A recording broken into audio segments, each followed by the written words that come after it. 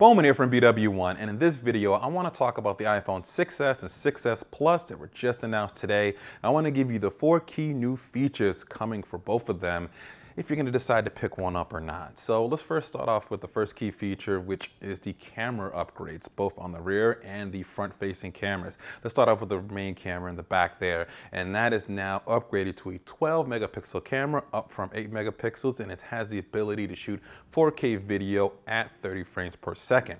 Now, and Apple initially started this off by kind of stating that if you add more megapixels, that could possibly degrade the quality of the photos because maybe the camera doesn't put the pixels in the right place. I'm not quite sure on how all that kind of works. I'm pretty sure there's a couple of people out there. I'm pretty sure my friend SomeGadgetGuy probably can give a better explanation of that or kind of maybe debunk that theory. But apparently it's going to take those 12 megapixels in a lot better, a lot more accurately to create a better photo, better color reproduction and such and so on. And from what I saw in the sample photos that Apple had during the keynote, it looks like it's pretty good. It's going to be a really exciting feature to sort of test out to see how well the camera has stepped up, because I felt for a little while now that Samsung has been doing a lot better than them in the camera department in terms of quality.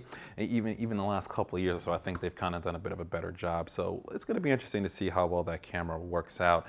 It's also going to have the capability to do something pretty cool, such as live photos. So you might have seen this in the HTC Zoe with the HTC devices. Samsung has sort of something similar with this with Sound and Shot. But basically, it's going to be able to take sort of a live photo, and you're going to be able to kind of save that photo as like a wallpaper or something like that, or as your lock screen. And when you kind of tap and press and hold on the photo, it'll actually show the little extra animation along with it as well too. So that's pretty cool that they've added that. It's a feature we've seen before on other phones, but it's nice that Apple's kind of bringing it along here. So it also shoots 4K video in the back there, and it's at 30 frames per second. And they said they've optimized 4K video to shoot a little bit better, so that when you move around, it doesn't jitter. The bit rate's supposed to be a little bit more streamlined. It's supposed to stay real steady and such and so on. But we'll be the judge of that when we get a chance to really test that out. It's just nice that it has 4K video options. Now we have all flagship phones with that option, which is a pretty cool thing to have, especially now that we're moving into the Ultra HD world. Now, the front-facing camera also has some big changes as well too. That's upgraded finally from 1.2 megapixels, which has been at for a long time, I believe now, to 5 megapixels. So I know a lot of you selfie fiends out there are going to really love that the front-facing camera is a lot better. And it's also including a new feature called Retina Flash. So basically, they're going to be able to take the display, there's like a chip inside the phone, that the display is going to be able to sort of be triple the brightness that it originally was, and sort of flash, kind of sort of use as sort of a flash to take better selfies and such like that. So that's cool. If you're a selfie fiend, you're going to really like that. I think there's a lot of iPhone users that really will like to be able to take better selfies. So there you go with that. So that's the 2 big things I think coming from the camera as far as we're talking about there. And I think those are going to be the most talked about, scrutinized, and heavily debated features coming from the iPhone 6s and 6s Plus. Now, the next thing, number 2 here, that I think is a really key feature is the 3D Touch. So 3D Touch is an adaptation from Force Touch, which was on the Apple Watch. Basically, what this is going to do is there's a sort of little mechanics and engine inside of it. I think they call it Taptic Engine. I believe that's the name. You can correct me in the comments below if I have that wrong. But basically, what it's going to do is when you tap lightly on the display, it's going to be able to recognize a light tap. And what that's going to do is going to allow you to bring up maybe a context menu, sort of like right-clicking.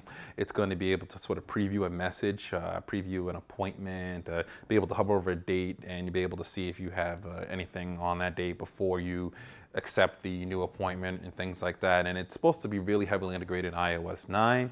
And also it's going to be available for third-party apps as well too. So you'll be able to kind of lightly press over it, and then if you press down on it pretty hard, or not hard, but just basically if you tap down on it, it's going to open up the app fully. So that's an interesting concept. I feel I've seen that similar before in other devices, but not in this sort of manner, not sort of in a way where it's kind of tracking your pressure. I really wonder how well that's going to work out in real world use, and I really wonder how many third-party developers are really going to take advantage of using that within their applications. That could be something that could really be a differentiator between them and Android and such like that. And will Android sort of try to add this sort of thing. Well, manufacturers try to do that.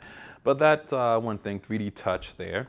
Now the third thing, which is pretty cool, is the A9 processor inside of it. So the new processor, we don't know much about it. They haven't really announced how much RAM is inside of it. We're all assuming it's about 1 gig. It'd be nice if they bump it up to about 2 gigs, but they basically said A9 processor is, I think, about 70% faster, more efficient than the A8 processor.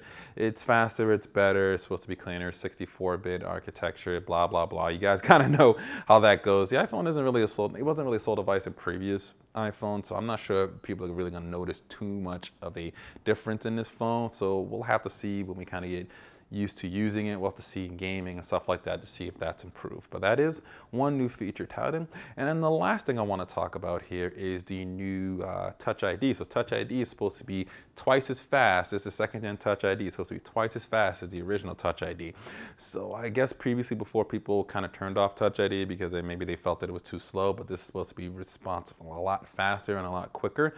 Interesting. I want to see how that all works out. Hopefully that is something that is true. Now, as far as that, those are the 4 key things.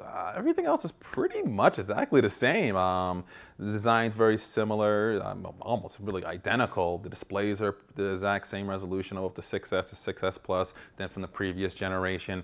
They're still offering a 16GB model, which is just sad. I almost can't recommend anyone to buy that, considering if you're going to be shooting 12 megapixel photos and you're going to be shooting anything near 4K video, you're going to eat that up, along with all the apps and stuff that are inside of it. And the apps for iOS and stuff like that are pretty big. So I'm not a big fan of that whole 16GB one, but they're going to start from 16, 64, and 128GB models, and they're going to be available on September 25th. Pre-order starts September 12th. It's going to be $199 and $299, I think $399 respectively. They also have monthly installment options, so they're doing similar to what the carriers have been doing a lot with these sort of monthly payment plans on smartphones. They're going to be doing that for the iPhone as well too. So it's going to be interesting to see how that works out. A lot of people are going to take those type of options, and I'll put up a picture here to kind of show what those options sort of look like here. But that's pretty much it. That's the 4 key features for the iPhone. So let me know if this is enough for you to buy it. Are you going to buy the new iPhone 6S or 6S Plus if you have a 6 right now? If you have a 5, are you going to buy it and upgrade now? This is the phone you've been waiting for. Is it still not enough? Well, post your comments below. Let's get some discussion going along with this here.